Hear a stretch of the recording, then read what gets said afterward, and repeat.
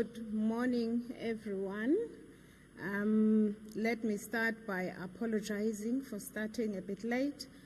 And my name is Ndutu Mbiko.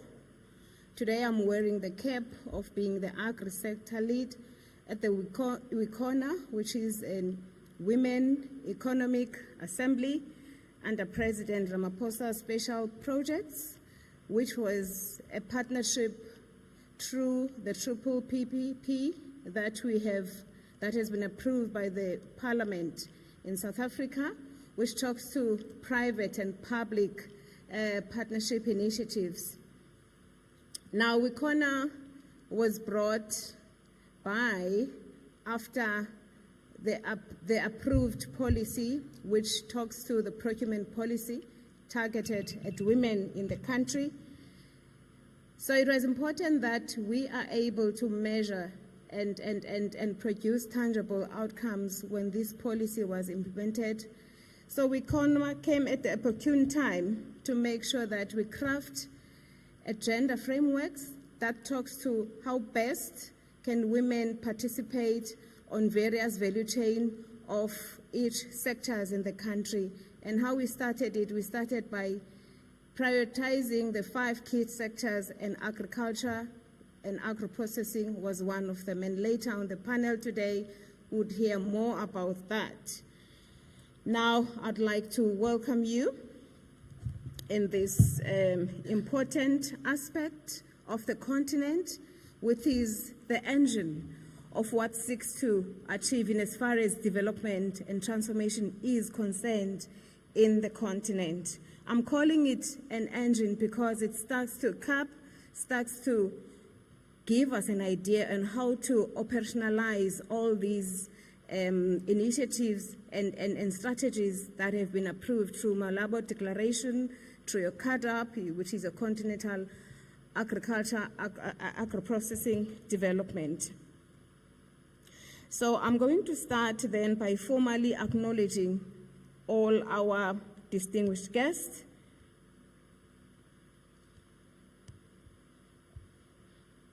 Allow me to then, following the protocol, by acknowledging Dr. Jeanette Ademe, representing Her Excellency Commissioner Josefa Sako, who is the Commissioner for Agriculture, Rural Development, Blue Economy, and Sustainable Environment at the African Union Council. Dr. Ademe herself, she's the head of Rural Development Division, which is also coordinating the CAAP. She's also acting as the head of the Food Security Division at the AU Commission. But in addition to that, this is the woman that has been very consistent in as far as making sure that women's voices are heard. I remember the first time I met her in Kenya, she was very keen to understand what kind of gender strategies can we implement at continental level. So it is not by mistake that she's here today and assist us to understand more in as far as this engine is concerned. The next one is Mr. Kasim Megan, His Excellency. He's the President of Agriculture and Agribusiness Technical Committee. He is also the Vice President of AFBC. Mr. Russell Curtis, who is the CEO of Invest Durban. Dr. Hippolyte Fofak, the Chief Economist of Afrexim Bank. Dr. Alain Fall, the Chair of FARA Board. Dr. Yemi Akipamijo, Executive Director of FARA. Mr. Abba Ofan, Senior Manager of Export Development Advisory at the Africans Bank. Mr. Kazehuri Numasawa, the Manager at the Agriculture Finance and Rural Infrastructure Development, representing the African Development Bank. Mr. Tezene Tezera, Director Division of Agribusiness and Infrastructure Development at UNIDO. Mr. Hamish Askine, Chief Executive Officer of the Dubai Trade Port, South Africa. Ms. Mary Ann, the co-founder of You Can Grow Africa. Dr. Futhi Mtoba, the co-chairperson, who's also my boss, of the Women Economic Assembly in South Africa. Ms. Mabuza, the chair of South African BRICS Business Council. Mr. Simile Langa, the director of the KZN Department of Agriculture and Rural Development. Distinguished speakers, head of institutions, the panelists, fellow farmers, and all the under-industry sector players, the traditional authorities. I know in KZN, if there are any traditional authorities that are here, we ought to recognize and appreciate their presence, all protocol observed.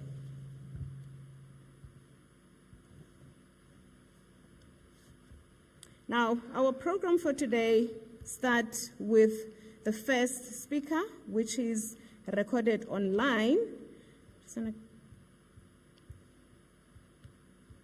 And she is Her Excellency Dr. Amani Asafo, which is the President of the African Union Business Council. We will get her message through a recorded speech, so we may go ahead and play her speech. Over to you, the media. Your Excellencies, my dear sisters and brothers attending the Business Forum today, it's my real pleasure to address my greetings from the voice of the African private sector, from the Africa Business Council, Your Excellency, my dear AU Commissioner Josefa, Chair of FARA, Executive Director of FARA, representatives of African Union agencies, UN agencies, all partners present here. It's my real pleasure to address you today in this very important event of linking science and technology innovation to agribusiness. Africa Business Council, as established by the Heads of State Decision Summit, to be the voice of the African private sector and to build the capacity of the African private sector and boost our intra-Africa trade. Our competitive vision is an innovative, borderless Africa for trade, investment, and industrialization. So linking science and technology is huge importance because it shows how we are going to develop our agribusiness and agriculture through scientific research and technology. So Africa Business Council is committed to support this very important initiative, CAAPs, Common Africa Agro Parks, with investment from the private sector and also building capacity of our small-scale farmers, building capacity of our youth entrepreneurs. The main issue is really how we have agribusiness and have food security among our continent and not importing our agricultural products with $50 billion per year. It's time for Africa to be food security, to have it self-sustainable self-sufficient for our food and nutrition. So this partnership between Africa Business Council and FARA is really based on how we have built the capacity of private sector with technology and access to finance. So our strategy for Africa Business Council goes into 3 pillars. The first pillar is really about private sector strengthening, including SMEs, women and youth, small-scale farmers, cooperatives, young entrepreneurs, how we raise awareness among all our constituencies to see how we build their capacity to have their knowledge on the scientific part with reference to agriculture, agribusiness, and provide innovation. The second pillar is about policy advocacy, how we advocate with the governments for having incentives for investment in agriculture, agribusiness. We need to transform our continent, but we really need to see how we have those policies, the conducive environments, the investment climate facilitation, in order for our investments in agribusiness. And this actually comes also with the implementation of the African Union Decision Summit, which have at least 1% geared towards scientific research and technology, which I was privileged to be at that time the chair for Science and Technology Cluster of African Union ECOSOC, and we pushed for this with the heads of state. So it is time that we implement it and have this budget allocated to scientific research and technology. Now also we need policies for incentives and policies for the facilitation for business models for the small-scale farmers and the young entrepreneurs to have access to technology and access to finance. Our third pillar is really about product development. So if we are not talking only now about agriculture, but about agribusiness, the transformation, how we have agro-processing, how we are able that the small-scale farmers, the SMEs, the young entrepreneurs, even the rural women, all as business people are going to transfer the products into a made in Africa product, which is quality, which is competitive, which is standardized. How we give them this knowledge? How can FARA, with partnering with FARA, give the knowledge and the education and the innovation and the scientific research development information to our farmers? We have 60% arable land on the continent. How can we transform this 60% arable land to be agricultural products that are value added? It's no more about the cocoa being processed as chocolate anywhere else out of the continent. It is really about us as Africans coming together to have a made in Africa product agribusiness and transform our raw materials, our agricultural products to be processed, to be juices, to be food, to really stop the import of $50 billion per year. And we saw how we suffered actually. So it's time for our food security, time for our well-nourished population, time for FARA and Africa Business Council to come together to link science and technology and financing and have the business model for our small-scale farmers, young entrepreneurs and women, and to have their own businesses, transforming Africa into an industrialized continent, transforming agriculture into agribusiness and agro-processing, and investment by the private sector in factories and industries. It's time that we come together, and Africa Business Council is committed to support the whole initiative of CAAPs, Common Africa Agro Parks, with FARA, and coming together for the Africa we want, a prosperous, peaceful, integrated Africa, driven by the citizens of Africa. We are the citizens of Africa. So my dear brothers and sisters, we're happy to launch today the Africa Business Forum with FARA. Thank you very much.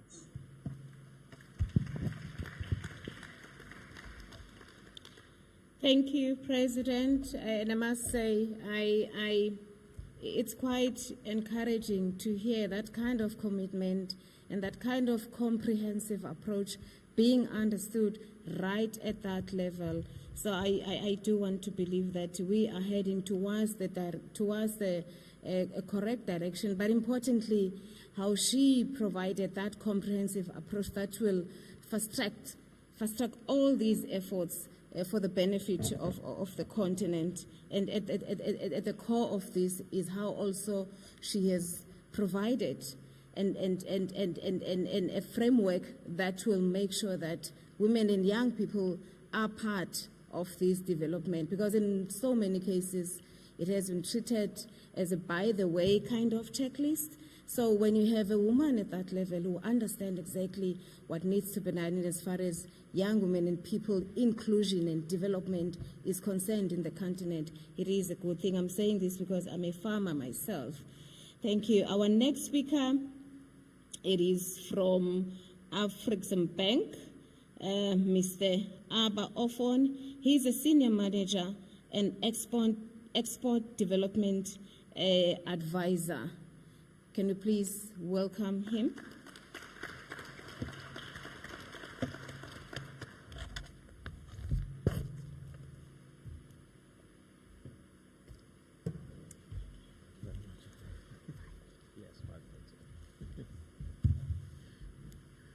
A very good morning, my sisters and brothers, all protocol observed. So as a young student of development economics in the 90s, there is a macro-historical event which marked me significantly, and I can remember the themes which were captured at the time and which have contributed to defining who I am as a person. Petrodollars, white elephant projects, debt crisis. Well, many of you have already guessed that I'm referring to the 1970s oil crisis and the push and pull effects around that event for African countries. As you know, the oil crisis in the 1970s had a significant impact on Africa due to the increase in oil prices. Some African countries that were oil exporters experienced obviously a surge in export revenues, petrodollars as we call them, or they were called, as they were able to sell the oil at high prices. You know, this boosted the economies and this boosted government revenues. And with increased petrodollars, this created dependencies as well and vulnerabilities for these African economies. And some African economies became heavily reliant on oil revenues, making them vulnerable to fluctuations in oil prices and market conditions. And they faced challenges in diversifying their economies and reducing that dependence on oil.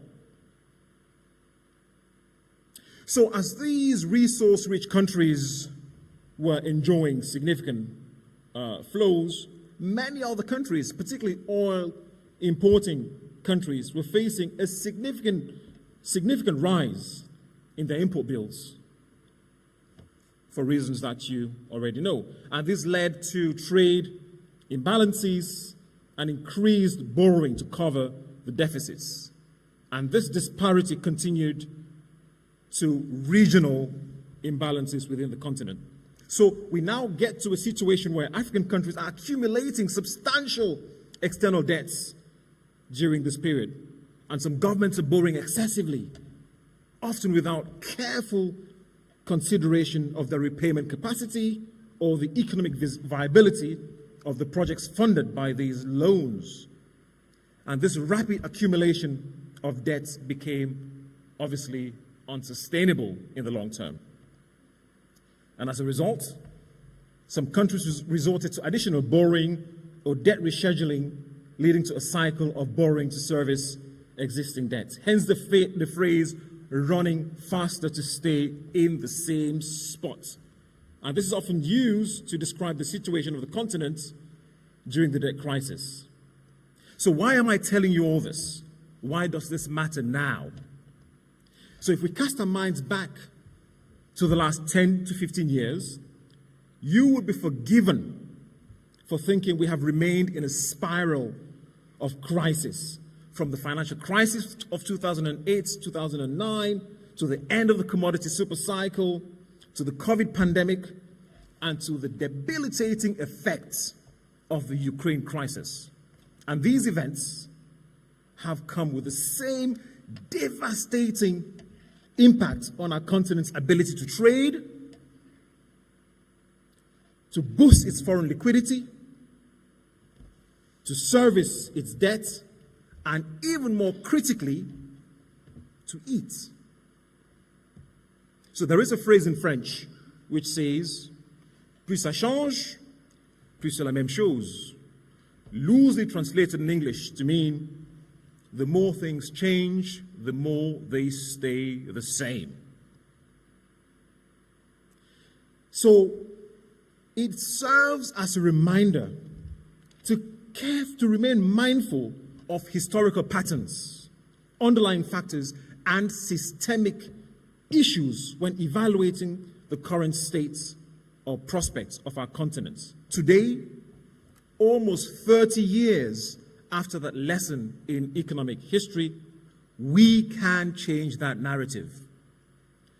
With the common African agro-parks, we have the opportunity to break the cycle of mishaps through stakeholder consultations, careful feasibility planning, collaborating with the right development and finance partners, collaborating with the right technical partners, and executing economically viable and strategically important CAAPs.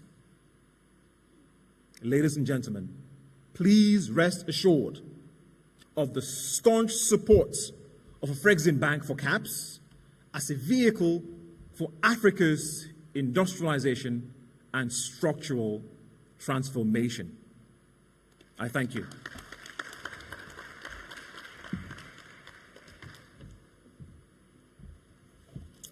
Thank you, sir. I didn't expect anything less, particularly from the bank in South Africa. We call your likes breadwinners. So it was important that we get that kind of commitment from you. And I was hoping you would put some dollar signs next to your comments. But in addition to that, I want to appreciate how you caution us to make sure that we are able to reflect and draw lessons and pick up from there. And one of the key things that you mentioned is the issue of diversification, so that we are able to leverage on our capabilities and capacity as the continent. Thank you for that. The next speaker is Dr. Janet Adam, representing Her Excellency Ambassador Joseph Aseko, who's the Commissioner for Agriculture, Rural Development, Blue Economy, and Sustainable Environment at the Africa Union Commission. Welcome, Doctor. Over to you, please.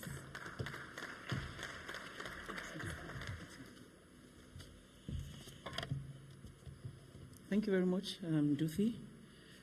Good morning, ladies and gentlemen. Good morning. Thank you. Dr. Amani Asfor, the President of the African Union, African Business Council, Mr. Kasmir Megan, Vice President of the African Union, African Business Council, Dr. Hippolyte Fofak, Chief Economist of Afreximbank, my big brother and mentor, Dr. Yemi Akimbamijo, Executive Director of FARA, Mr. Abba Ofon, Senior Manager, Export Development Advisory of the Afreximbank, Mr. Kazihuiro Numasawa, Manager, Agricultural Finance and Rural Infrastructure Department of the African Development Bank, Mr. Dejene Tezera, Director, Division of Agribusiness and Infrastructure Development, UNIDO, distinguished speakers, the panelists that will be coming on later, private sector players, excellencies, ladies and gentlemen, all protocols duly observed. I will be reading Her Excellency's statement on her behalf. Africa has entered a critical period of its destiny, and changing the course of its history is no longer a matter of choice. We have to do it. It is with great joy that I would like to address the business and research communities gathered here at the 2023 Africa Agribusiness and Science Week to discuss the ambitions of the African Union Commission for the transformation of agriculture on the continent. It has still been a struggle for all of us to achieve ambitions of a food-secure Africa, and it is a struggle for which all of us together, and together we mean the African Union member states, our regional economic communities, private investors, development banks, agribusinesses, development partners, city and town developers, small, medium, and large-scale producers and economic actors, to mention a few. For a continent which has more than 60% of the world's arable land and also enormously rich in raw materials, with a young population, it is no longer acceptable that the supply chains of basic food products in Africa are affected by crises outside the continent, such as the Russian-Ukraine crisis. We were deeply saddened by similar disruptions during the COVID-19 pandemic, and all of this must serve as lessons to avoid the worst scenarios in the coming years and lessons for the future generations that will inherit our actions of today. Your Excellencies, ladies and gentlemen, Africa's destiny is no longer to be found in big reports on the development of this continent. I think we have more than enough of those, but rather in courageous actions of integration that require the creation of more attractive frameworks for private sector investors to invest in the prosperous food deals that are recently outsourced to the external world. The African Continental Free Trade Area is the game changer that will help us to overturn the projections on African food markets, which is expected to cost Africa more than $110 billion annually from 2025. The Common African Agro-Pacts, adopted by the African Union ministers responsible for agriculture, rural development, water, and environment, in October 2019 to boost the AFCFTA, are part of the Noble Integrative and Trans-African Infrastructure Development Initiatives, similar to the African Union Program on Infrastructure Development for Africa, known as the PIDA, that covers trans-African roads, railways, and energy networks.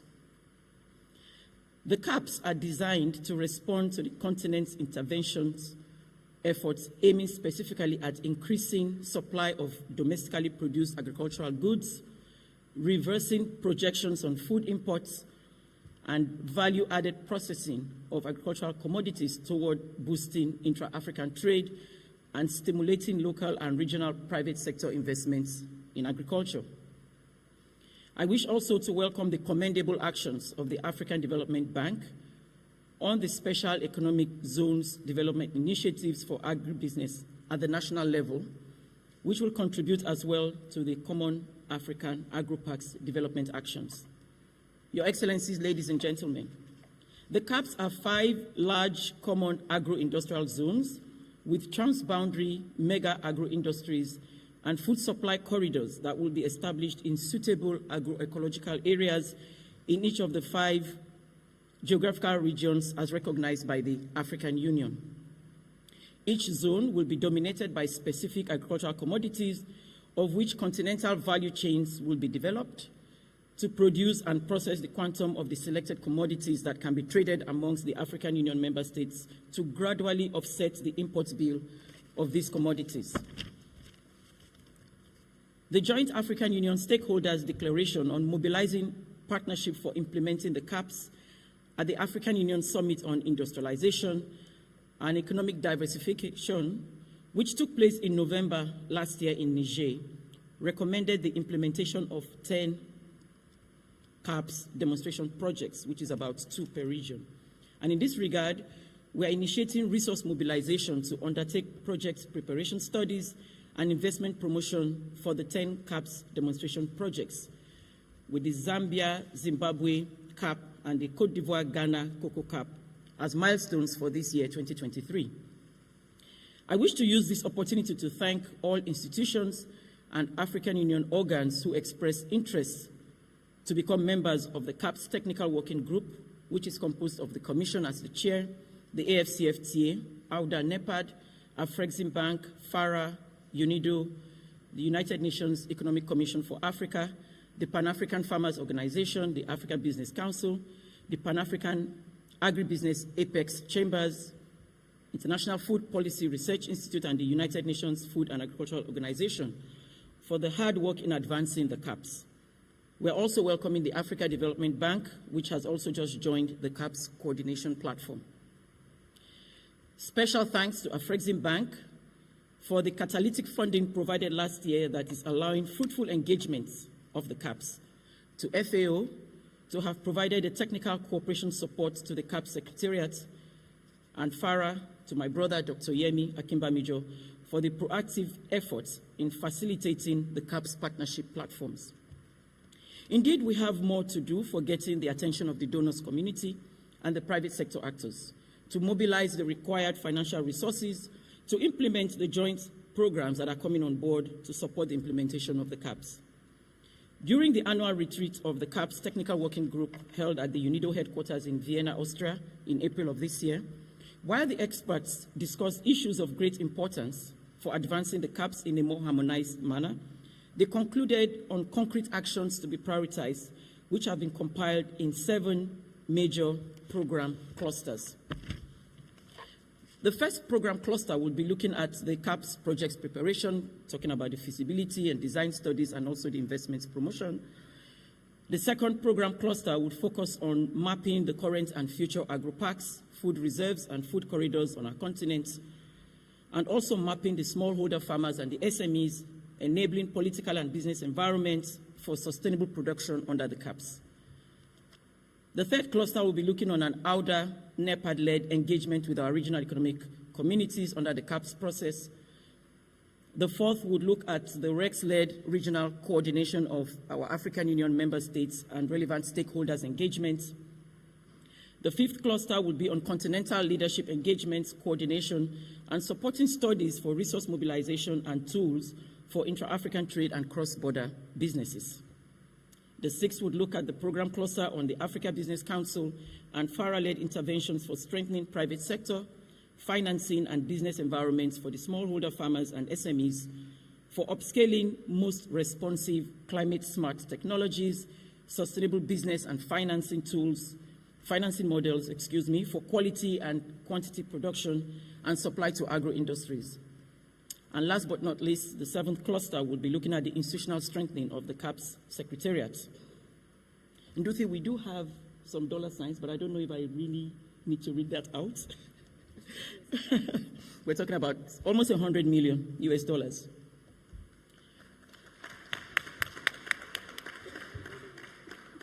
The implementation of these program clusters will refocus Africa towards an agro-industrial revolution with regular investment promotion in establishing a private sector-led food business development on the continent.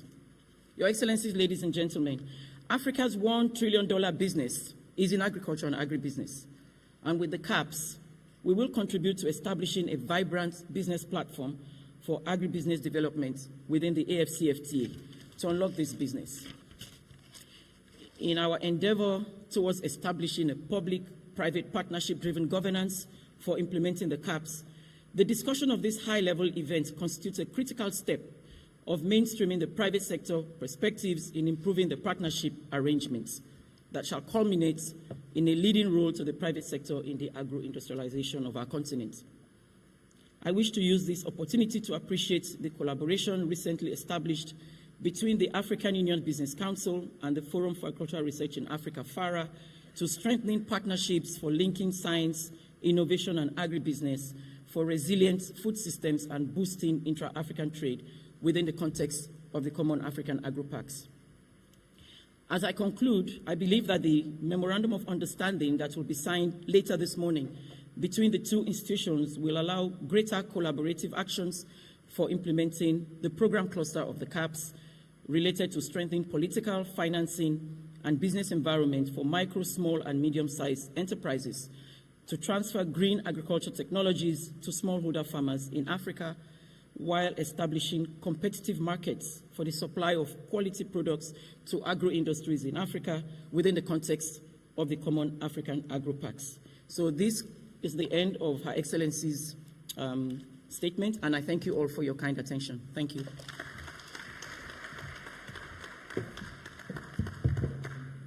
Yes, thanks, Doc. You see, she had to get more than 5 minutes, not only because she's a woman, but because she's secured the bag. You had the dollars there. So thanks, Doc. And what was critical, also what was encouraging from her, is to not only to quantify these efforts, so put some resources on these efforts, but also reminding us that with the 60% arable capability in our continent, we ought to be removed from reports that have the face of poverty as the continent. And for some odd reasons, those faces are always women. So you just have to forgive me. I will always be biased on that aspect. And also, the fact that we are still importing so much, so that food gap, it's very important, and I'm happy that CAAP understand that. And the last one also, not necessarily the worst, the last one is the food banks, the food reserves, so that we'll have alternative source of food when there's a crisis like your natural disasters or any kind of geopolitics that might have a negative impact in the continent.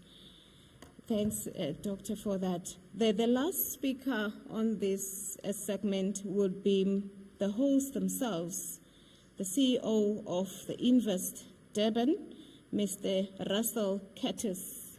Please come up, sir. Thank you.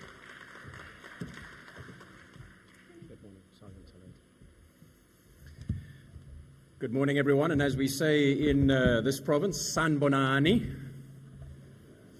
Greetings from the city leadership of Durban. And you know, I have to sing for my lunch, so a quick advert for our city. For those of you, it's your first time, welcome to the city of Durban. We're a city of 4 million people spread across 2,500 square kilometers. We administer 100 kilometers of the warm Indian Ocean. And in tight partnerships with our business leadership, the Metropolitan Administration has no less than about 30,000 employees working off of an annual metropolitan government budget in excess of $3 billion per annum. So thank you to all the ratepayers in the room. My children's school fees are well paid. Advert over. We know the problems. And so I'm here really to speak more from a business lens, more from an investor lens. Depending on whose numbers you look at, globally there's 1 billion people starving. On the African continent, nearly 250 million people starving. And it's unacceptable that we are losing approximately 50% between farm to fork. I say again, it's unacceptable we're losing nearly 50% between the farm and the fork on the table. And so I was pondering, what is it that business leadership, what is it that investors would like to see more to transition more of that food onto the tables? And I have 5 recommendations, and I'll be very brief. Those 5 recommendations, I hope, are practical, and I'll give you very specific examples.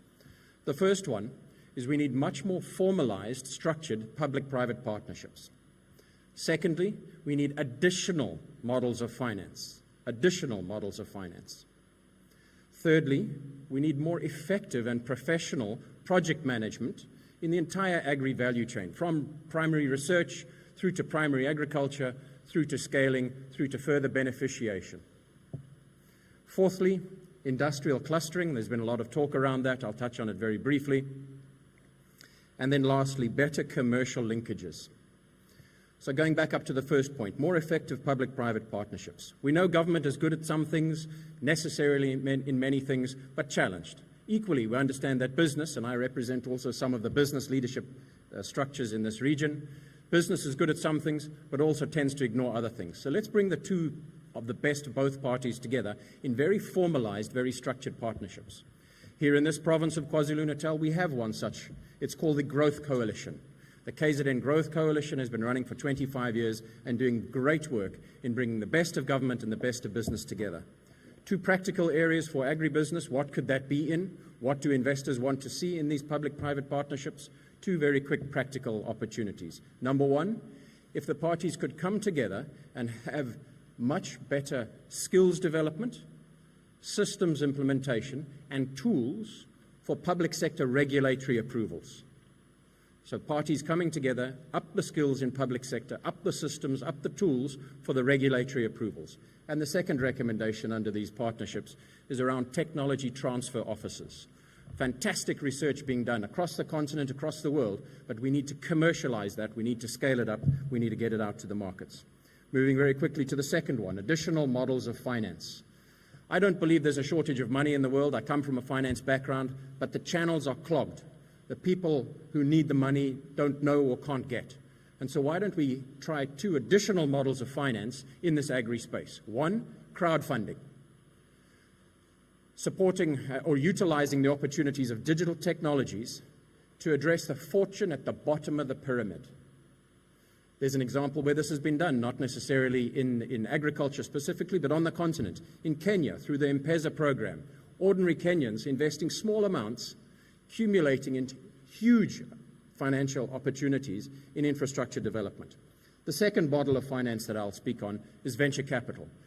It's in its early stages as regards agriculture on the province, but venture capital offers huge upside opportunities, and I'm very happy that we have the likes of Yield Uganda Investment Fund, Injaro Agricultural Capital, and Patisa Food Fund playing in those spaces. But venture capital, a lot more opportunities.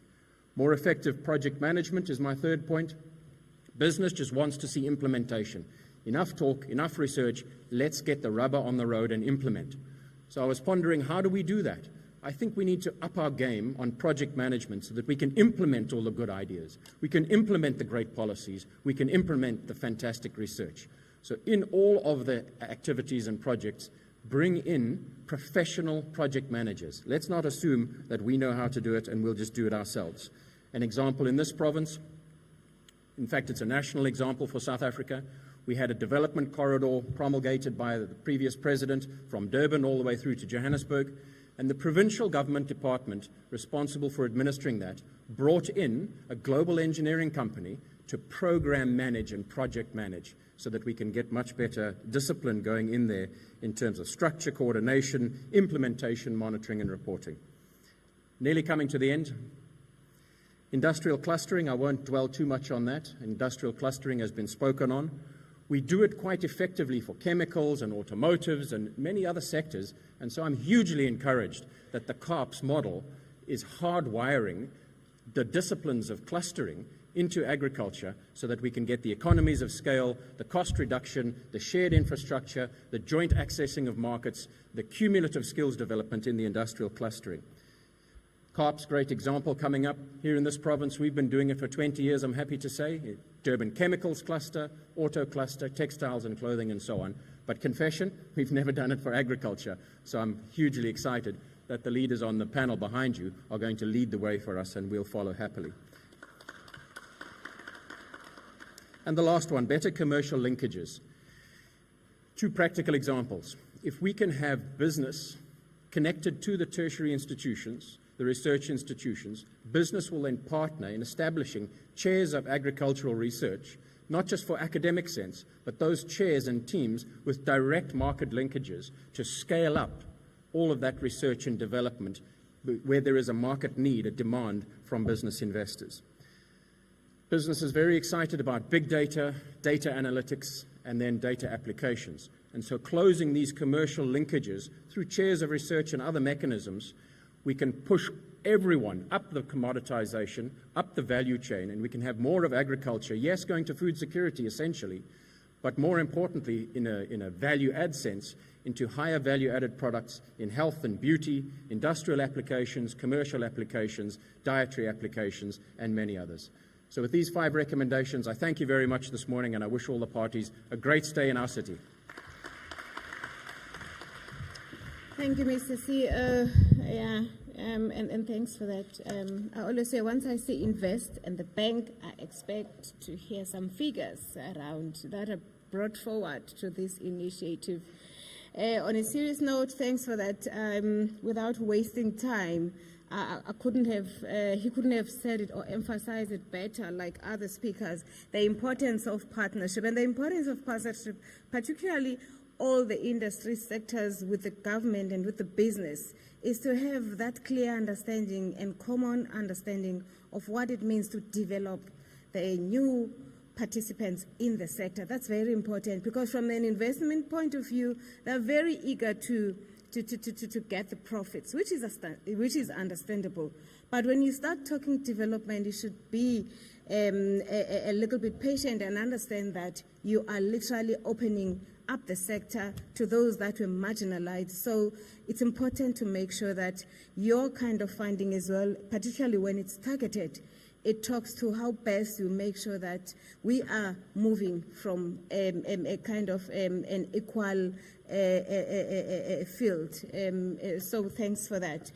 The next panel of speakers are going to talk to agro-industrial parks models. If you remember, one of Dr. Tenet's comments or key priority areas is these agro-industrial parks.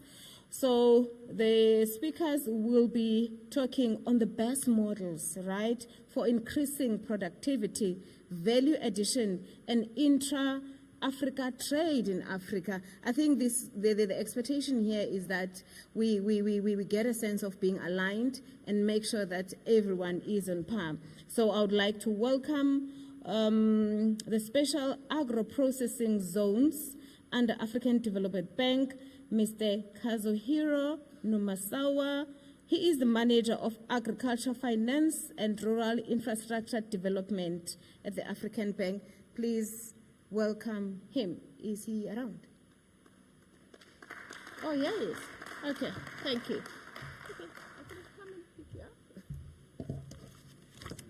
Over to you. Thank you. Okay.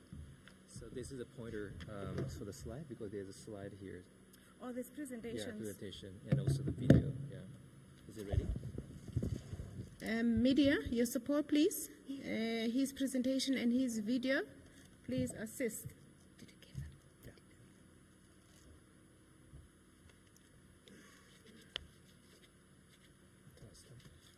Is it good? This is a pointer. This is not good. This is a laser. Okay. All right. That's fine.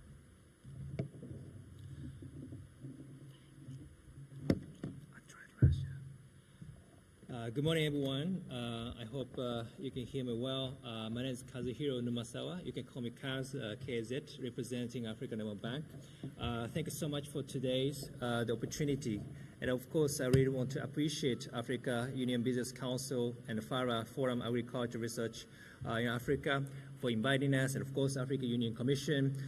We are very pleased to also partner with the distinguished institutions, the African Bank, UNIDO, but they are all the like-minded institutions, investors, and also the sector players in agriculture sector on the continent.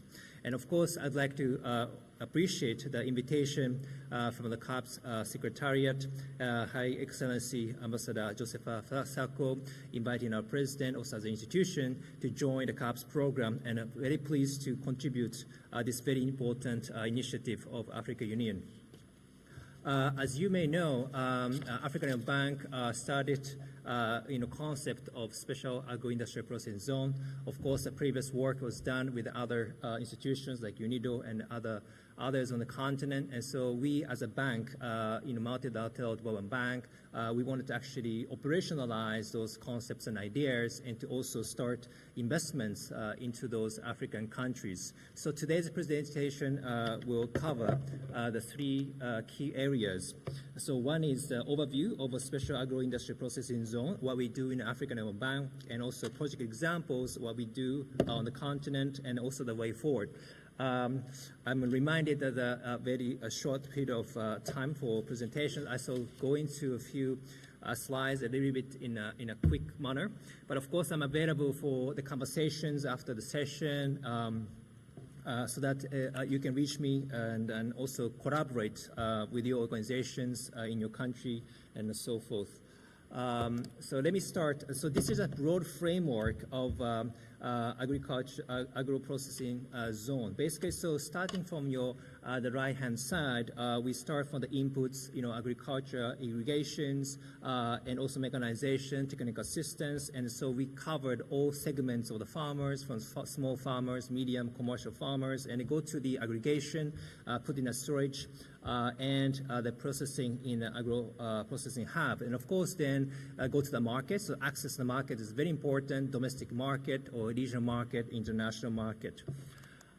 So this is a kind of just a quick snapshot of the overview on the African continent. We covered around 12 countries already, and if you look on the right side, there are a list of countries that we have operations already, and also we have a pipeline of those countries that we are going to start. We are doing a feasibility studies across those countries and discussing with the governments and also the private sector players how best we can actually structure those investments. So far, we committed around $853 million US dollar across those operations, around the 225 special agro-processing zones. And of course, we mobilized the other partners, for the co-financing with amount of $661 million. So let's say we are already committed, roughly speaking, $1.5 billion US dollars to invest in those across special agro-processing zones, SAPZs. And so those key partners we have, of course, appreciate the IFAD, Islamic Development Bank, BOAD, BADEA, EBRD, OPIC Fund, and so forth. And of course, we're going to collaborate more closely with the Afrexim Bank. I actually had a meeting with the directors at our annual meeting in Sharm el-Sheikh the other day in Egypt. So we're going to actually have a close collaboration with those partners as well. Very recently, the last year, we approved operations in Madagascar, Senegal, and also Liberia. And we are about to mobilize the Green Climate Fund. So we're talking about the climate change now, as the organizer mentioned. It's very important to have a climate resilient infrastructure across those zones. This is just an image from Ethiopia. So you go to the entry point of the processing zone, and you have warehouses and farming areas and storage space for the companies to operate. Just to give you the kind of snapshot of what exactly happening on the ground. So in January, maybe some of you participate in the Senegal Dakar. We organized a Dakar 2 summit with the Her Excellency the Macky Sall, the former chairperson of African Union, and also we co-hosted event.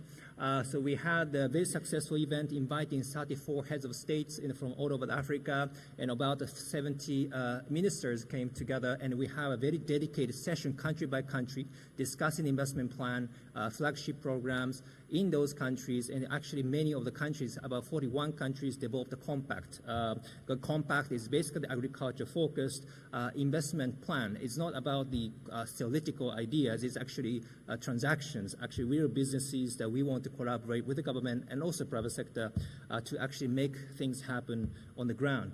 So I want to just briefly show you a quick video, if the media can help.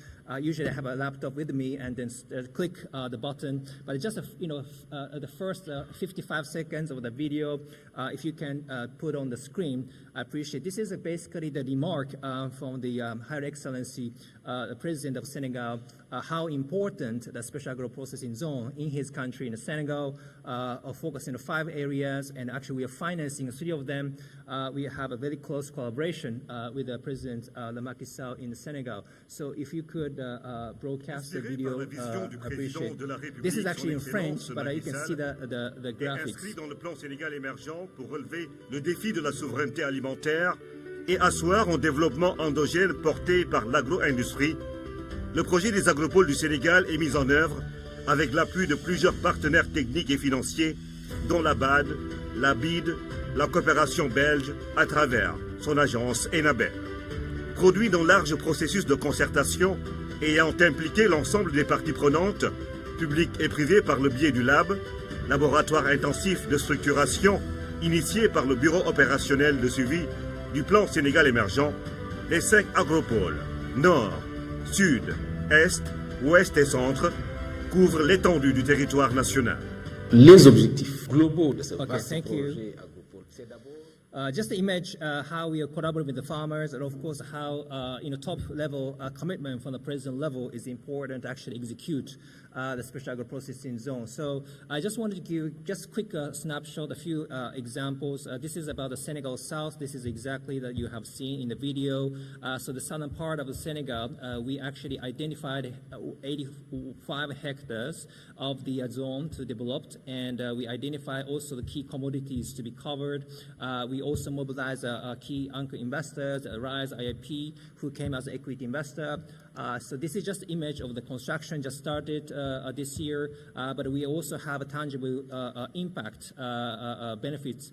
15,500 hectares already planted for mango and cashew, and also access the index insurance provided for 868 farmers and 26% of women, very important, and also access the market provided 142 tons of the mangoes already sold, and so forth. The other example, this is about the Ethiopia. So basically, the 15,000 hectares is already irrigated. So basically, what we do is that we usually start with the farmers. So enhancing the productivity, and then in the meantime, we set up the aggregation centers, transformation centers close to those farmers. And once the aggregation center is ready, then of course, by the time the agro park should be ready for the companies to process, cooking oil and other maize flours and so forth. So in Ethiopia, we are supporting 4 parks. Some of the images already shown here. And this is a Côte d'Ivoire. So in the Côte d'Ivoire center is close to Yamoussoukro, if you are familiar with the country. Actually, our headquarters is in Abidjan. So we have a government allocated industrial zones. So within the industrial zone, we have a 39 hectare of agriculture processing zone. It's called the Bellier region. And so we have already 4 agriculture transformation centers constructed. A number of companies actually start operating there. And you can see the Yamoussoukro industrial zone on your right side, the picture just next to the road. So some of the SMEs also processing and then the food, and you can see the rice processing, maize processing, and cassava processing, and so forth. So this is just a key snapshot of the impact. So 1,187 hectares irrigation completed, 2,971 women now have access to irrigated land, and so forth. So these are just key lessons learned, by implementing those projects, the regulatory framework and integration of SAPC into the national development plan, and government ownership and policy consistency and infrastructure, and enabling business involvement, especially one-stop shop, access to the companies to register and get the permits or licenses are quite important. But this is not the end. Actually, we are actually moving forward. The next step is we are talking about the next SAPC 2.0. So past several years, we also took some lessons. Some of those operations stagnated one way or the other. Some procurement slowed down, or the government changes slowed down operations and so forth. So we tried to make it a bit more private sector oriented. So these are key principles: the coordination at the highest level.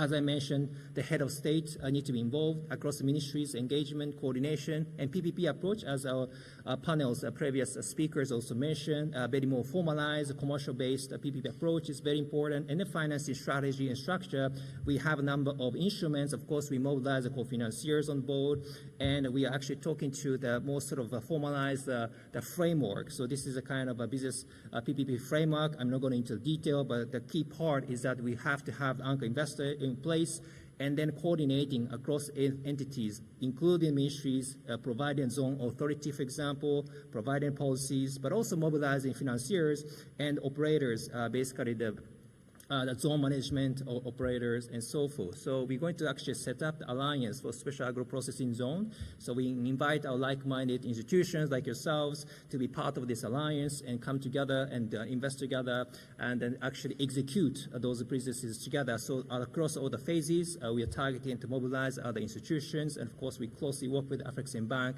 UNIDO, and other financial institutions. Thank you so much for your attention. Obrigado, merci, or asante. Sana. Okay. Thank you, Mr. Kazuhiro Numasawa, for that presentation. The next speaker will be from UNIDO, who's going to present to us an integrated model for the agro-industrial parks. Pardon me if I'm not able to pronounce. Mr. Dejene Tazera. He is the Director, Division of Agribusiness and Infrastructure Development at UNIDO. Over to you, sir. Please welcome him. Thank you very much. Good morning, Excellencies, and ladies and gentlemen. Please allow me to join the previous speaker in thanking the organizer of this event, especially FARA and African Business Council. My presentation will focus on the role of integrated agro-food parks in accelerating the structural transformation in Africa and creating a conducive environment for private sector investment in agriculture and agri-business. In the last 2 days, we have heard from our principals and different colleagues that the potential for agri-business or agriculture development in Africa is huge.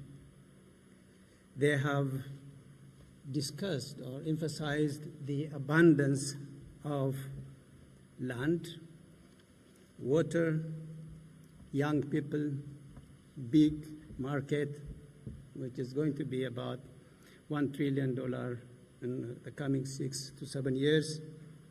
And also, as mentioned by Janet, the multiple crises we are facing at the moment, like the COVID, the Ukraine crisis, high food prices, all indicate that there is a need to shift from global value chains into regional and local value chains. All this provide an opportunity for Africa to feed itself and to feed the world that the principals has emphasized.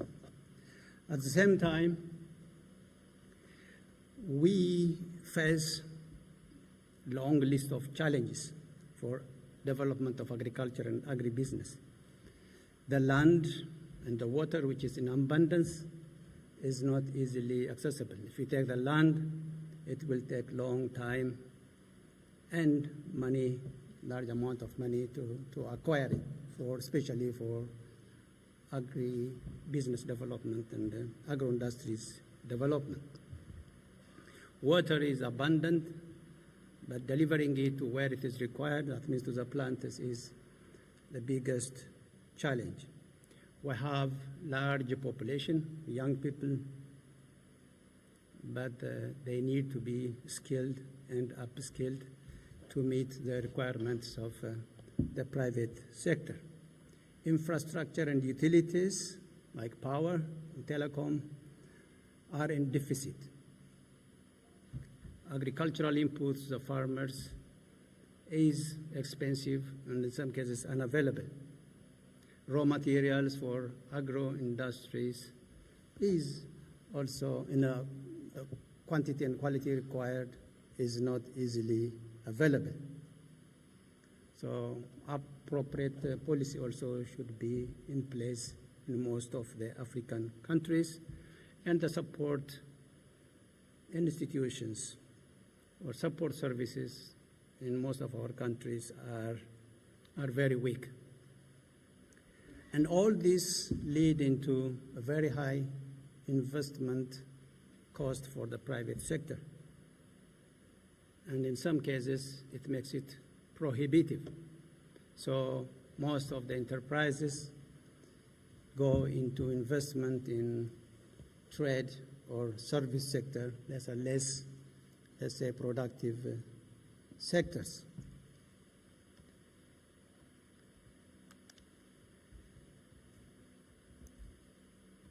In the last 10 years, however, countries are piloting the development of agricultural development corridors or agribusiness development corridors to unlock all the challenges I mentioned before. FAO, UNIDO, African Development Bank, African Union Commission, Afrexim Bank, IFPRI, and other institutions are working together to support the countries in developing agribusiness development corridors, which are critical for the structural transformation of our continent. FAO and UNIDO, as you see there, have developed tools and guidelines for the development of these agribusiness development corridors to support them in developing these parks so that we don't establish as a white elephantis Abba said has happened the last 30 years ago in 1970s and 1980s. So there is a lot of skepticism about this park's development due to the failure in the last 20 years.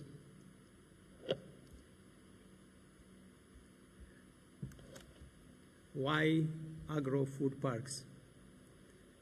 As you can imagine, the main purpose of development of integrated agro-food parks is to create a conducive environment for private sector investment in agriculture and agribusiness. How do we do that? We try to address the issues of the deficit of infrastructure and utilities by establishing central processing units of different sizes so that all horizontal infrastructure are in place for private sector and to come and invest, especially to go outside the big cities into rural areas. This agri-food park concept and the agricultural or agribusiness development corridors also create an opportunity for integration of smallholder farmers to the market and to industries, so that the factories get raw materials they need and farmers produce the required quality and quantity of raw material that they sell also their produce before they produce it, so assuring market for them. These agro-food parks also provide a platform for industry-agriculture interaction, which is a critical part for agribusiness development.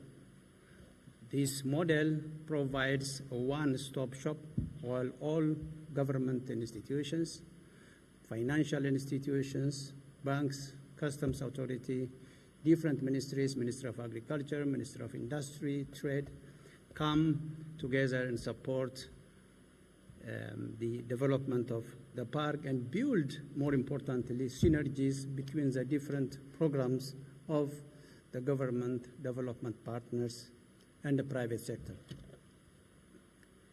The parks also develop information, market information to all stakeholders along the value chain, so creating a transparency and appropriate margin goes to the right value chain actor in the process. The parks also provide an opportunity for transfer of technology through the private sector. As we all know, the public sector extension services or technology transfer entities are underfunded and understaffed, and the performance is not as expected. But the private sector-driven provision of technology, including raw materials, seeds, agricultural inputs, is extremely important for efficient and timely delivery of these inputs for increased agricultural productivity.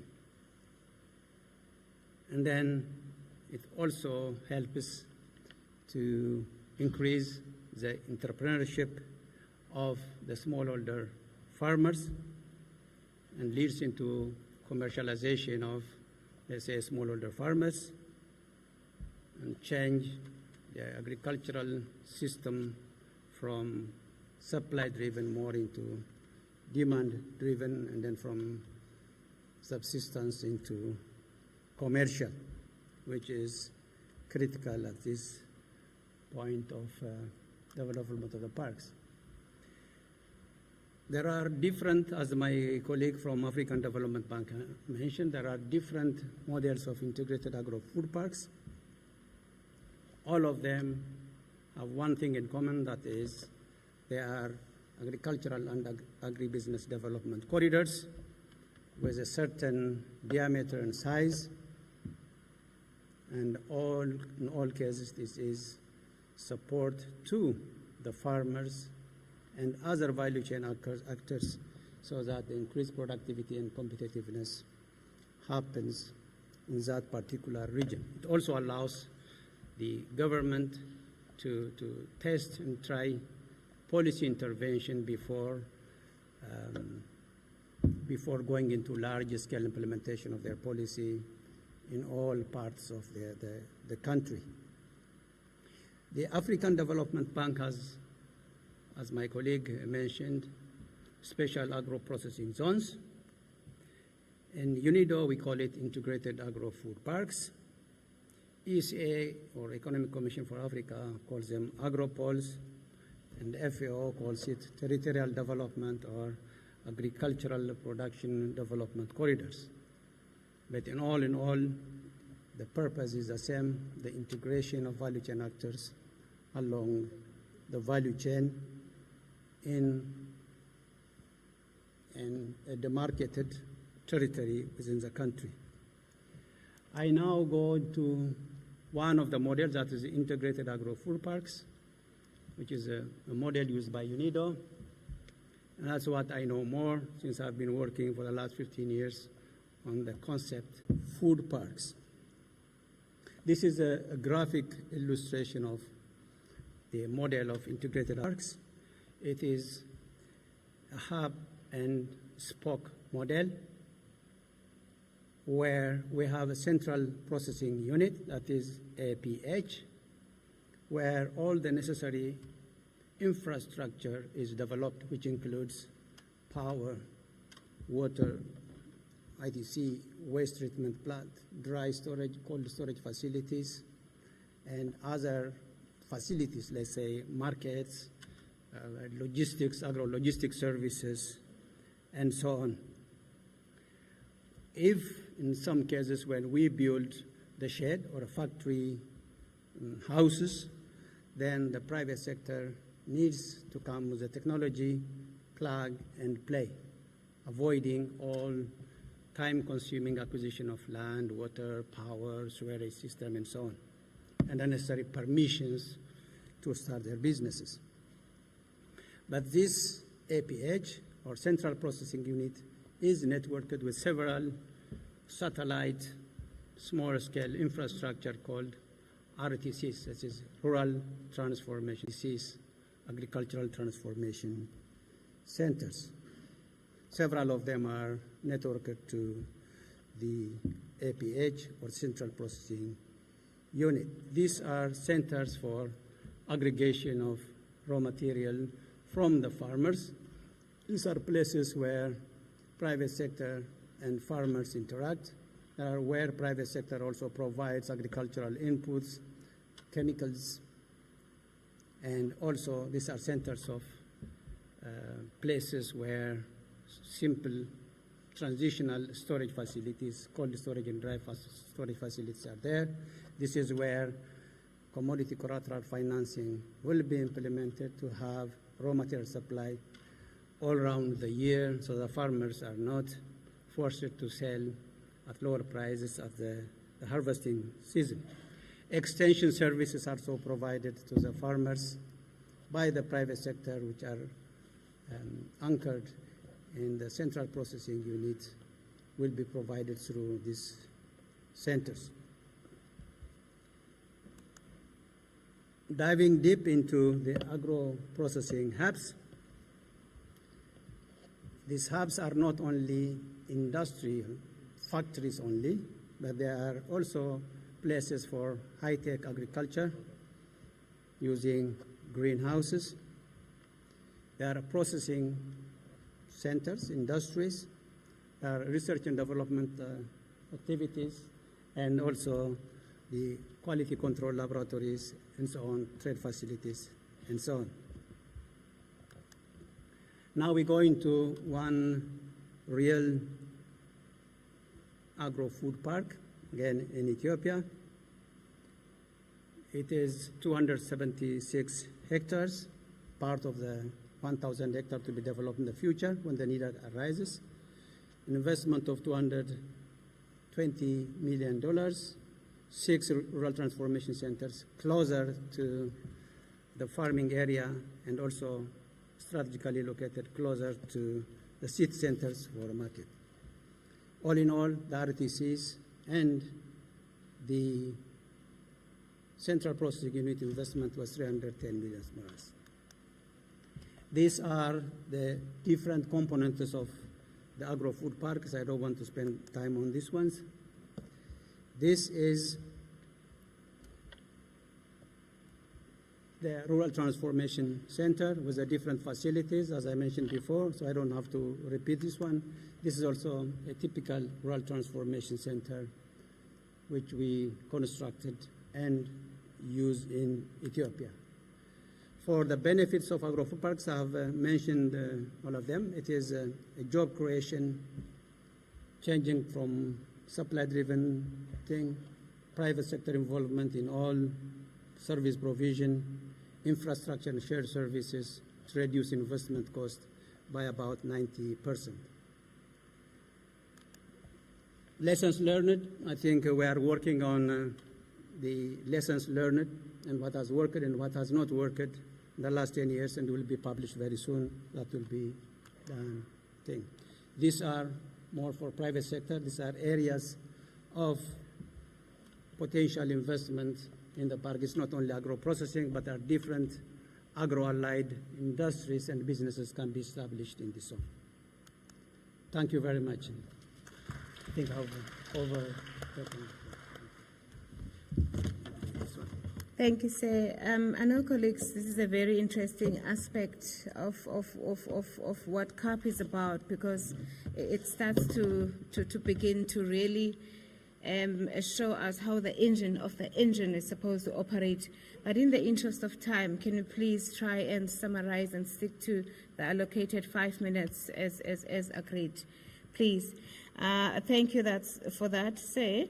Our next speaker, it is one of the hosts, Dr. Yemi Akinbamijo. He's the Executive Director of FARA under the Common African Agro Parks. Thank you. Please welcome him.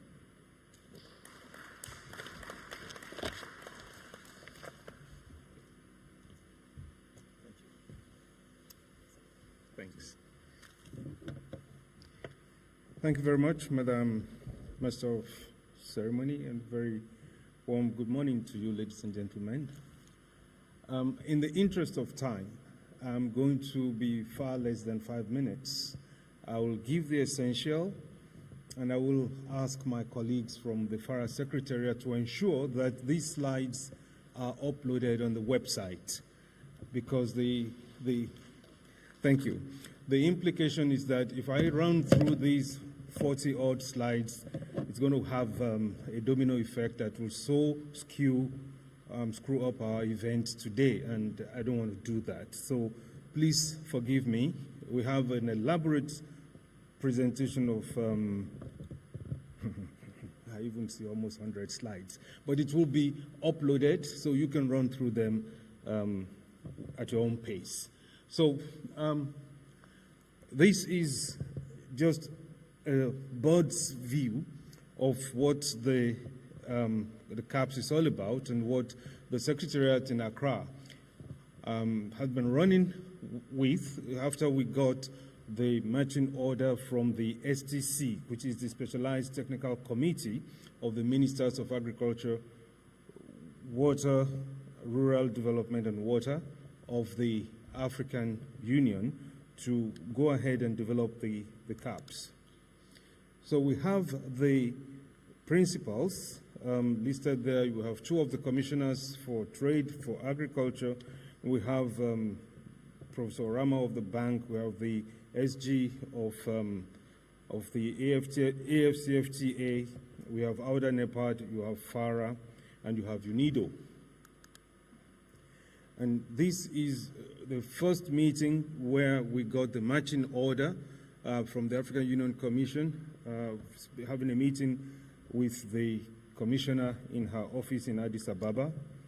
And it is also in the context of having the Africa we want, because definitely we understand that in order for Africa to be able to have its pride of place in terms of feeding itself, we have to double up on the way we do agriculture, and especially food trades within the context of regional integration of the continent. So we have so many components that have come together to pull the CAAPs, because this is not just something that one single institution can do.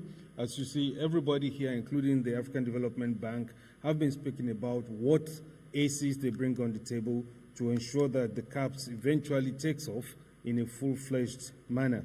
And this is one initiative that, as much as possible, we must ensure that it does not become a white elephant, as we had earlier on this morning. So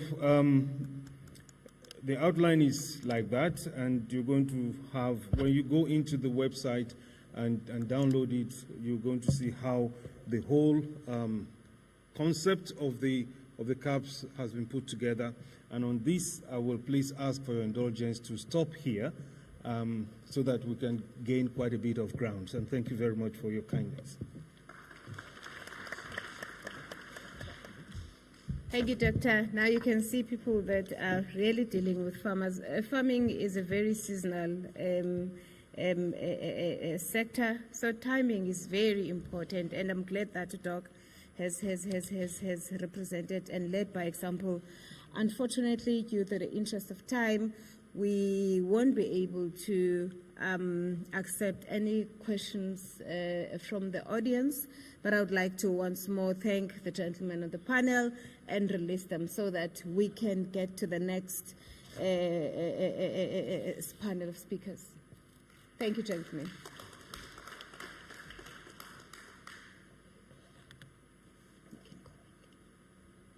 Thank you. Just an error from my end that I've done, which I have forgotten to alert you that there's interpretation equipment in your far right, and also if the next set of panelists can also make sure that they have that interpretation panel. So there's a slight change of our program. We are not, unfortunately, the Durban Trade Import Chief Executive Officer from the Durban Port could not make it, so we would have to proceed to the next panelist. Sorry, I'm not taking notes sometimes. Opportunities for complementary key actions for leveraging opportunities and scaling up in the context of CAAP. And the first one will be Mary Ann, who is the co-founder of See You Can Grow Africa. So I'd appreciate if you can come up as I am calling your names. The next one is Dr. Futim Toba, who is a co-chairperson of the Women Economic Assembly. The next one is Mr. Simile Langa, the director, KZN, which means KwaZulu-Natal Department of Agriculture and Rural Development. Ms. Busima Buza, who's joining us virtually. She's the chair of South African BRICS Business Council. Is she ready on the line? Okay. Thank you. Colleagues, I would appreciate then if you can try and be as snappy as we can. I know this is the exciting part of this session, but in the interest of time, I'd like to start with you, Mary, just to quickly introduce yourself and provide us at high level how you see a CAAP being operationalized and what lessons can we draw from your own experiences, and what could be the way forward in terms of making sure that we're aligned as a continent, particularly in the spirit of Africa Continental Free Trade. Over to you, Mary. Thanks, Ntutu. So good morning, everybody. So I'm a co-founder of a business called You Can Grow Africa. And what our main role has been in the last 15 years is to develop contract farming programs inclusive of new generation farmers. So to see the presentations this morning and have a look at a better understanding of the investment in infrastructure is hugely exciting, because that's part of a big piece of the investment that's required. But certainly from our experience in South Africa, and we have kind of what you would referring to as the regional or the smaller hubs, where we've been developing food security and localization programs, we've really quickly started to understand that we need to start to take farmers through a process of developing their skills and capabilities. Part of the inhibition or the challenges that we're having is, as we are starting to create what is now being called the Southern African Alliance, where we are bringing together the FMCGs and supporting them in terms of localization of their buying programs, is that, I can't start to get a new generation farmer, a brand new farmer, to be growing chilies, one thing, for Unilever or Tiger Brands or Crown. It takes them a few years to develop that skill. And so as we start to develop the CAAPs across Africa, my plea to you is that I'm delighted in the investment in infrastructure, but there's a bit more investment that needs to be linked to it. One is the investment in development, that we grow and develop these farmers so that they are able to understand not only the competencies and capabilities and then need to have continuous supply of product, but also that we start to teach them about regenerative agriculture, that we're learning about complementary crops, rotational crops, and understand and teach these farmers to be able to grow a basket of products. So I always say that farmers, like every other business that we've got, need 5 income streams. They need to be able to have not only the commercialization as we grow crops into these CAAPs and have them being able to supply into the local FMCGs, but they also need to have crops that they're growing for their own food security, for their own towns and villages, that we're not moving in the South African context. It's one of my mind blows at the moment, where we're growing, supplying 4 interlinks out of Messina, which is the northern parts of South Africa, pushing it through the Johannesburg fresh produce market and then pushing it into Mthatha. It blows my mind. So how do we start to develop these competencies through these CAAPs, through these regional programs, and then very importantly, as we're getting these farmers to grow this basket of product that we're doing in the You Can Grow hubs, we put the technology. So, partnerships with the Fresh Milk System team as we start to create these integrated programs where we're supplying fresh product locally is a huge part of it. So please, my plea as we're unlocking these CAAPs is food security, localization. We will then be able to commercialize those CAAPs and make sure we're supplying it to FMCGs. And then the last leg is livelihoods. But I'm not going to touch livelihoods because this is more of an agricultural program. Thanks, Ntutu. Thanks, Mary, for that comprehensive approach, and as far as how best to operationalize the CAAP initiative. And now to you, Mr. Simile Langa, the director from KZN. I know in South Africa as well, we currently have this agri park. And in your view, how best can we make sure that we share our experiences with the rest of the continent, and obviously reflecting on how we've done things and how we could improve? What's your take on that? Thank you very much. I'm not sure whether I'm audible. Yes, you are. Thank you. As you have rightly stated, Master of Ceremony, I'm greeting all the invited guests, and thank you for sharing them as well. But in terms of South Africa and zooming in KZN, the issue of agri-parks for us, it goes the wide range. As we are saying, how can we share? We have burned our fingers. We won't lie about that. One of the areas we have burned our fingers is not involving the farmers from the grassroots, meaning that the mamas on the backyard gardens has been a struggle for us. But we are graced with a very strategic leadership in KZN in particular. We have started what we called a RASET, which is Agrarian Socio-Economic Transformation, followed by FPSUs, sharing it with rural development. We have even ventured ourselves now, we are starting what we call agri-hubs. So the approach of KZN in South Africa is the implementation approach. We had challenges of finance, but we have decided to finance with our own budget. What you will see from Agenda 2063 and what you will see from the card. They are saying the members of government should put on 10%. What we did as a province, through our treasury, we have just approached and take the money from our own budget scheme so that we'll be able to implement for ourselves. Begging the finance from donors and so forth has derailed the implementation of our province. So with government being partnered with farmers, partnershiping even with the private sector has enabled us to ensure a proper implementation. For an example, the other part that you will find very interesting in KZN, the issue of skills, the issue of technology.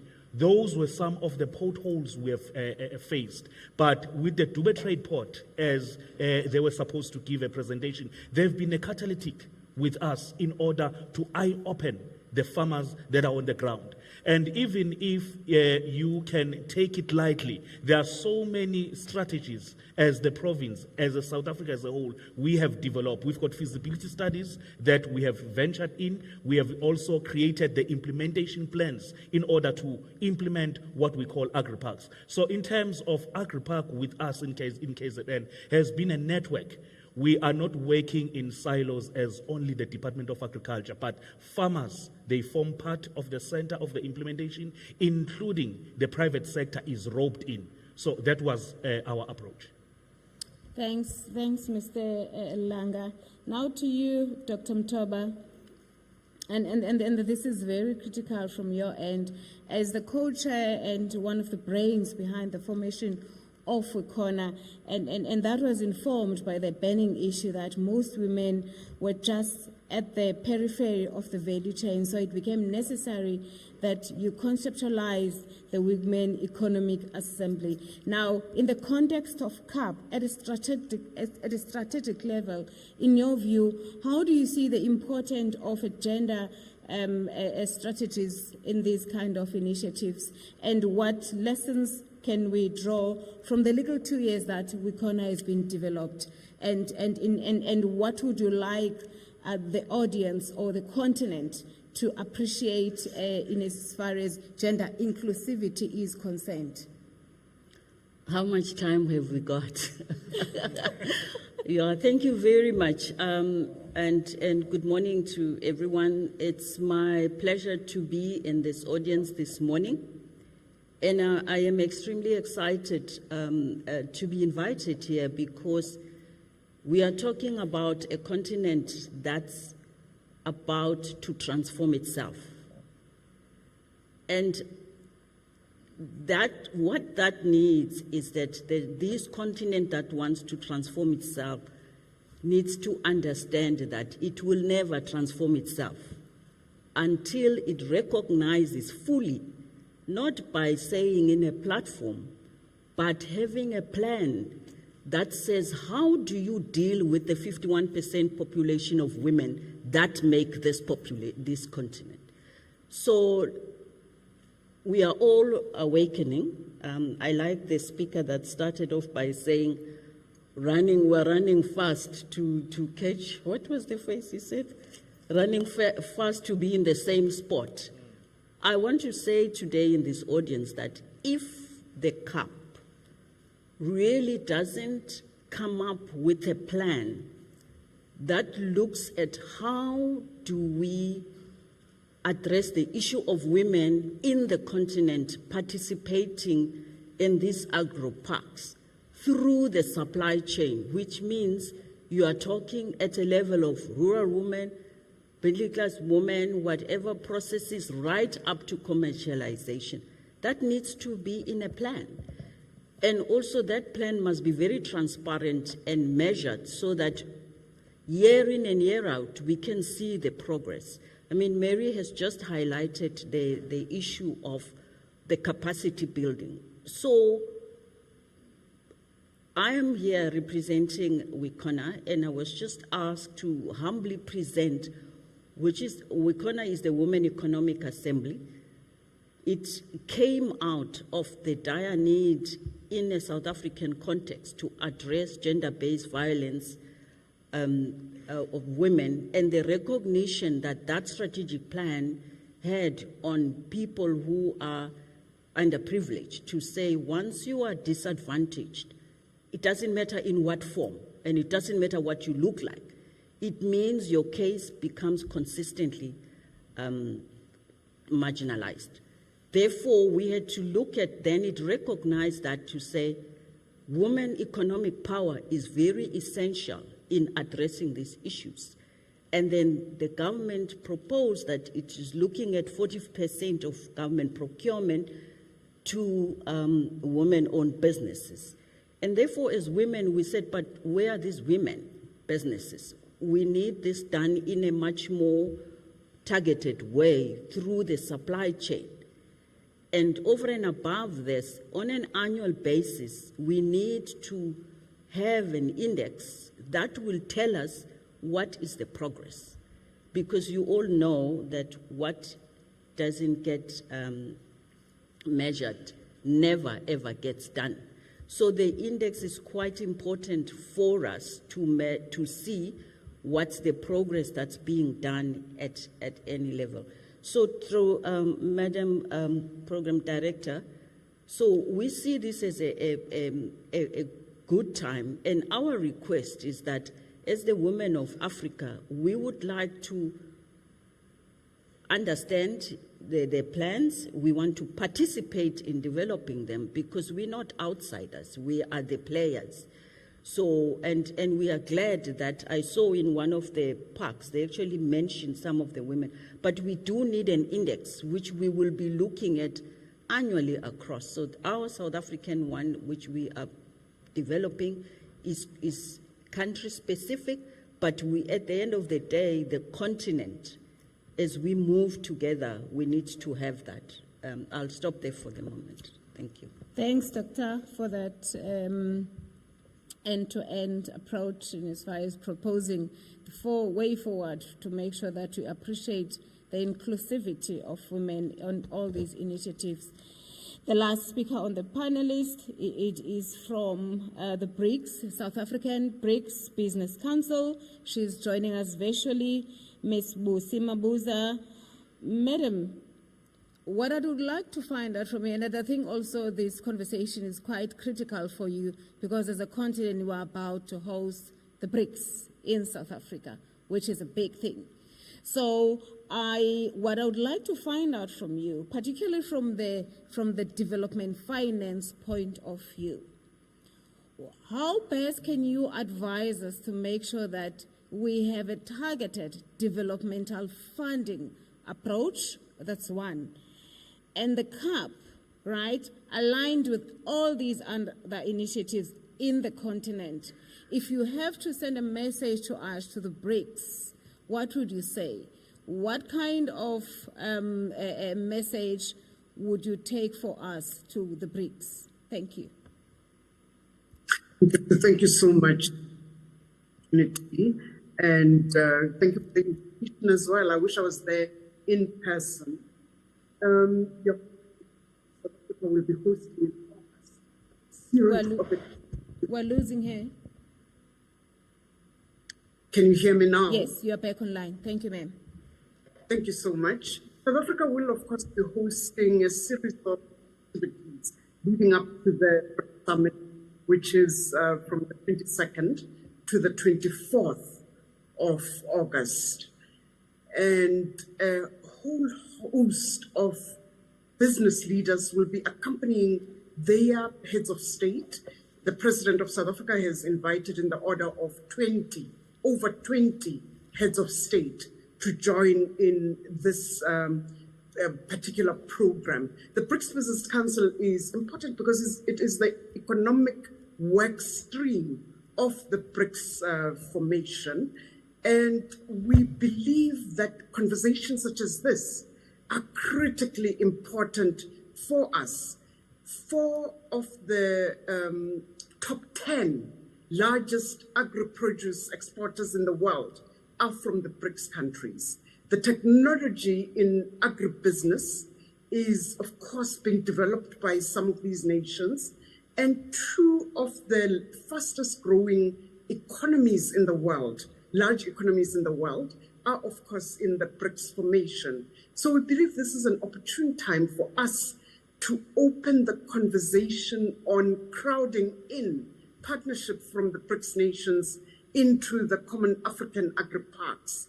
Our agribusiness working group, and Tutu, if I may just list some of their priorities for this year, which talk to many of the issues that have already been traversed this morning, include best practices on agriculture, sustainable development, improving fertilizer availability. The continent has the raw resources that are inputs to fertilizers, and yet we are a net importer of fertilizer. We need to make sure that we produce more. Knowledge sharing on agri-technology, something that has been touched on already. Agri-finance, which is the issue that you have asked about. And of course, access to markets through trade and investment. India last year attracted over $2 billion to their agri-parks. And we believe that South Africa should be taking the lessons from the likes of India in ensuring that we're attracting similar kind and especially concessional finance to our common African agri-parks.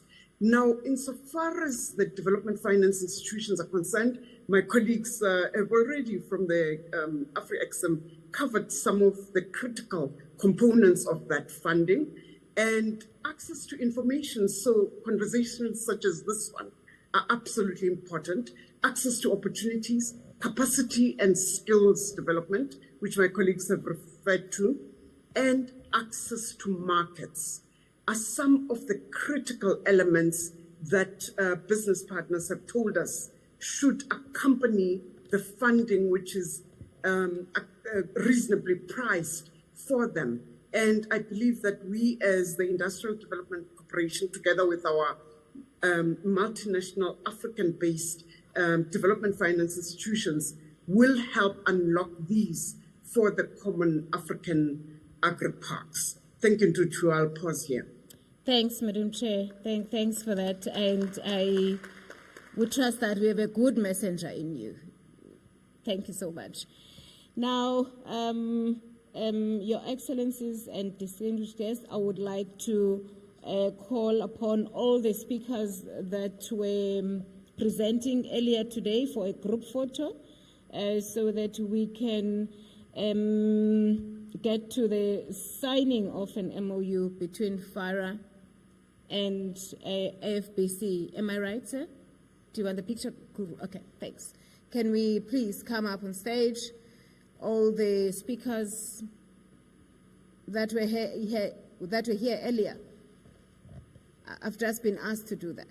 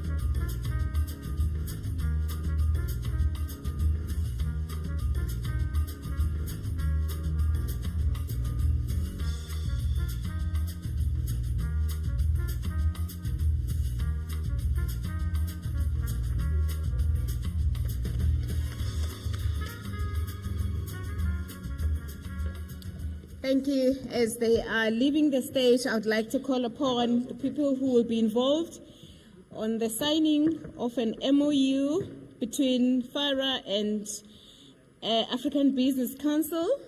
This is quite a momentous moment, guys. So those who will be involved in that activity, can they please come up? And I'll seek for guidance from Mr. Ansami on how this should take place.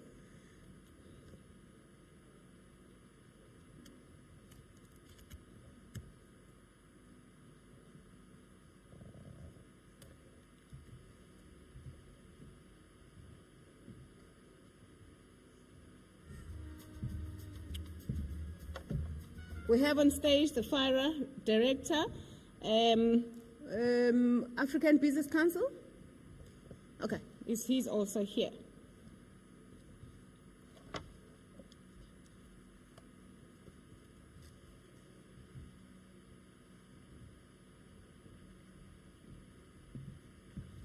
There we go, Africa.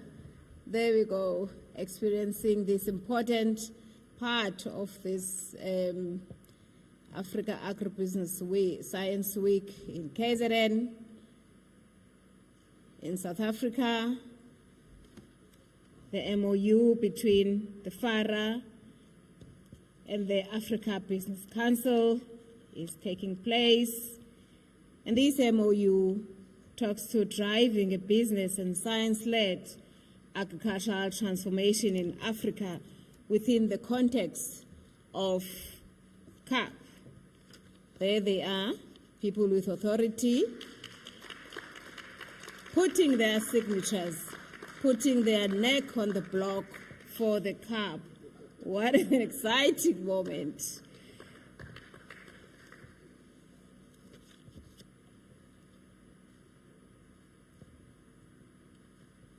And I know soon those kind of MOUs will also be signed by women in those kind of positions. So it was important for men, because in the African context, men are the heads. So soon we will observe women and young people doing the same.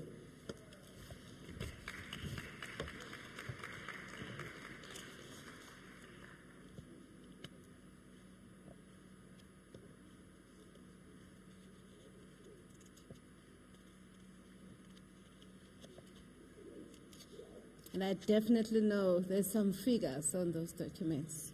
Much as I did not have the preview of accessing them, I'm certain men don't just sign blank things. There's always money.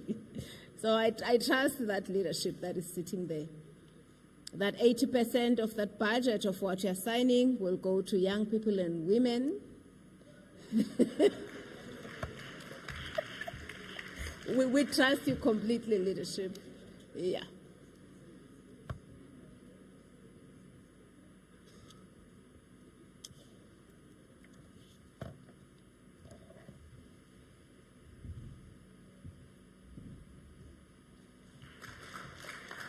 Thank you so much. Where I'm coming from, we do la. We got the 80% budget as women. Thank you, leadership. Thank you.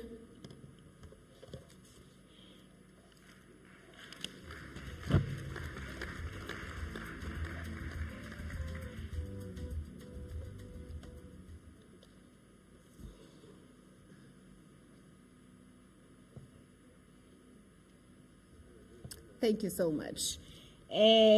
Now, distinguished speakers, Her Excellencies, and everyone who has made sure that we're here, we've come to the end of our session. I could have already tried and elaborate to what has been alluded, so I'm not going to waste more time. But what is important for some of us, particularly who are coming, you know, I always say I'm a farmer first of all, and with development roles, who are coming and knowing, who can relate to the challenges on the ground. It is we really appreciate these kind of commitments, especially if they are packed up by a very clear action plan with timelines.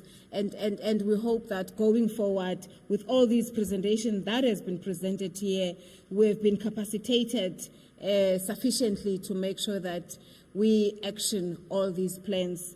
I would like to thank you for giving me the task and make myself important. All I know is the dung behind the kettle and all that, but today you've made me important, and obviously carrying standing on the shoulders of women on the ground that are looking forward to all these targeted interventions. Thank you so much.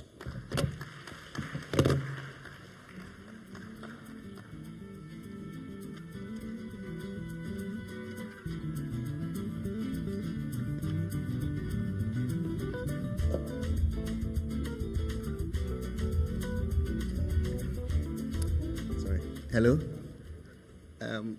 Distinguished ladies and gentlemen, please, we want to just make some few announcements, especially regarding the venues for both the parallel sessions and the side events for today, so that it will avoid a lot of the confusions that we had yesterday. So we are just done with the morning plenary, and for the parallel sessions that will start at 11, we have 3 parallel sessions. The first one will take place in this same plenary room and it's organized by Desiree Lift, AGRA, CGR, and the CAAPs for partners. The second one will take place at Cape Town. Cape Town Hall is upstairs, it's ahead of the Accra meeting room. So IFAD, GFA, YPAD, co-lead CAAP SP4 on knowledge management will take place in Cape Town. And policy by Ruforum, PANAP, and FAUBI will take place in the Accra meeting room. It's always a big room during the parallel session, but it's partitioned into 3 for the side events in the afternoon.